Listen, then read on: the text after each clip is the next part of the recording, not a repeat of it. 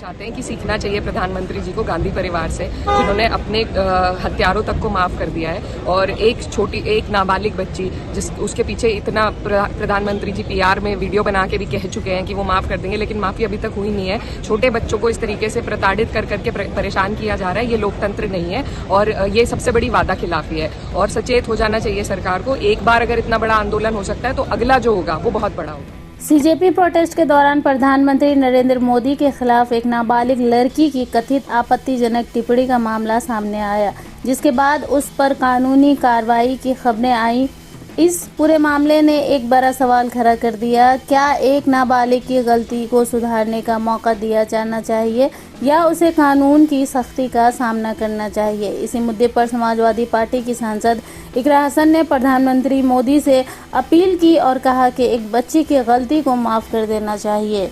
इकरा हसन ने कहा कि अगर एक बच्ची ने गुस्से या किसी के बहकावे में आकर गलत शब्दों का इस्तेमाल किया है तो उसकी गलती को सुधारने का मौका मिलना चाहिए। इसके साथ ही सपा सांसद इकरा हसन ने एक ऐसी बात कह दी जो सोशल मीडिया पर तेजी से वायरल हो रहा है। उन्होंने कहा कि पीएम मोदी को गांधी परिवार से सीखना चाहिए कि माफ़ कैसे किया जाता है। इकरा हसन ने गांधी परिवार का उदाहरण देते हुए कहा कि राजनीति और व्यक्तिगत दर्द के बावजूद माफी की भावना को आगे रखा गया है इस परिवार में। उनका इशारा उन ऐतिहासिक घटनाओं की ओर था जिनमें गांधी परिवार को अपने परिवार के सदस्यों की हत्या का गहरा दुख झेलना पड़ा।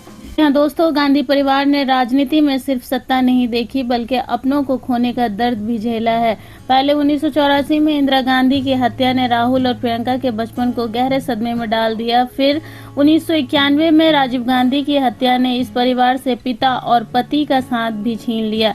सोनिया गांधी के लिए वो पल ऐसा था जब एक तरफ पति को खोने का दर्द था और दूसरी तरफ 2 छोटे बच्चों को संभालने की जिम्मेदारी। उस समय राहुल, प्रियंका और सोनिया तीनों अपनी जिंदगी के सबसे कठिन दौर से गुजर रहे थे। कहते हैं वक्त हर घाव भर देता है, लेकिन कुछ जख्म ऐसे होते हैं जो जिंदगी भर दिल में रह जाते हैं।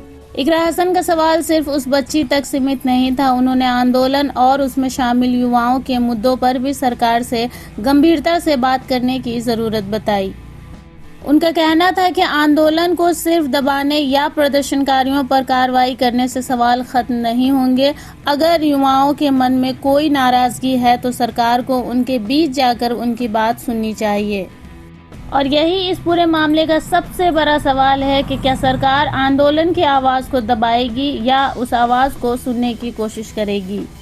एक बच्ची से गलती हुई हो तो उसे सज़ा से ज़्यादा सुधार का मौका मिलना चाहिए। यही इस पूरे मामले से उठने वाली सबसे बड़ी बात है। इकरा हसन की अपील भी यही है कि नफरत और बदले की राजनीति से ऊपर उठकर माफ़ी और संवाद का रास्ता चुना जाए। अब देखना होगा कि इस मामले में आगे क्या होता है और क्या सरकार आंदोलन में उठ रहे सवालों का जवाब बातचीत के जरिए देती हैं। आपको क्या लगता है, क्या प्रधानमंत्री मोदी को उस बच्ची को माफ़ कर देना चाहिए? अपनी राय कमेंट में ज़रूर बताएं। बने रहें NA न्यूज़ के साथ।